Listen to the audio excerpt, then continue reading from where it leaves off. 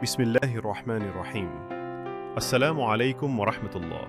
আজকে আমরা কথা বলবো মেহেরা নামটি নিয়ে। মেহেরা শব্দটি দুইটি ভাষায় পাওয়া যায়, আরবি ও ফার্সি। তবে মেহেরা নামটি আরবি ভাষার নাম।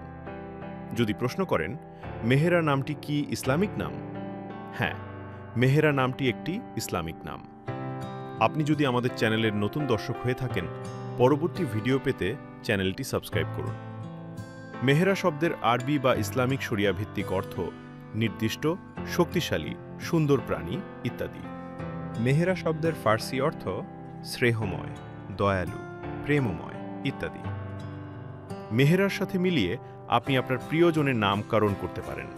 মেহেরা নূর, মেহেরা কারিমা, মেহেরা রহমান, উম্মে মেহেরা ইত্যাদি। আপনার প্রিয়জনের নামের অর্থ জানতে নামটি লিখে কমেন্ট করুন। দেখা হবে নতুন কোনো ভিডিওতে। আমিন।